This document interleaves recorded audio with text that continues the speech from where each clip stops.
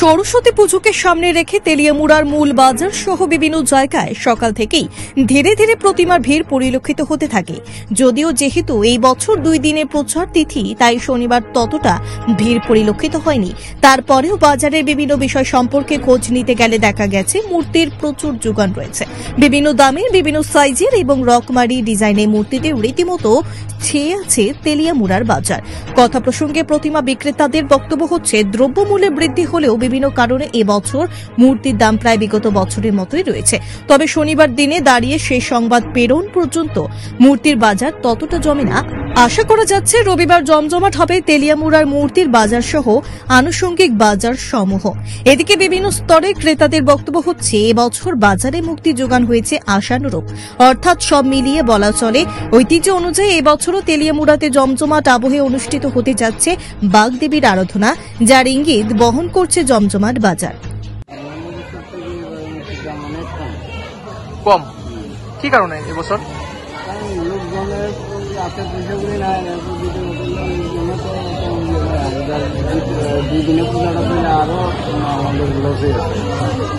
মানে এবছর চাহিদাটা কম নাকি?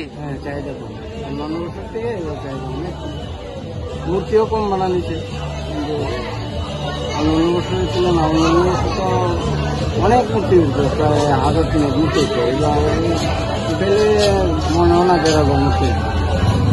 কি মনে করতেছো, মানে এবছর মনে করতেছো আরো লোক, মানে সময়ের সাথে সাথে আরো লোক বাড়বো নি, কি মনে করতেছো? কিছু লোক তো হইব, এখন তো 2 দিনের বাজার কারণে মূর্তি ভাঙে ভাঙে আসছে। দরদাম কি গতবারের মতোই রাখছো নাকি এবছর? অনেক কম, অনেক কম। তাহলে তো মানে তোমরা যে মূর্তি তৈরির যে জিনিসপত্র, যে তোমার বন মাটি, এগুলোর দাম তো বাড়তেছে। তাহলে তোমরা কি মানে এটা দিয়ে সেটা হয়ে যায়? হয় না, কিন্তু ব্যবসা করে অন্য কাজও যাইতে পারি না, এই কাজ করতে হয়। কত বছর ধরে আপনি এই পেশার সঙ্গে আসো? আমি দীর্ঘ 45 বছর। কি নাম আপনার?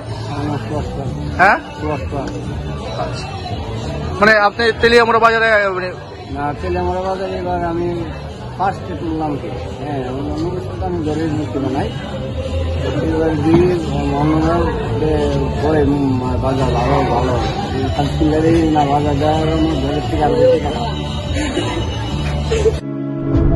ছাত্রছাত্রীদের সুবিধার্থে এবার দারুণ অফার নিয়ে হাজির।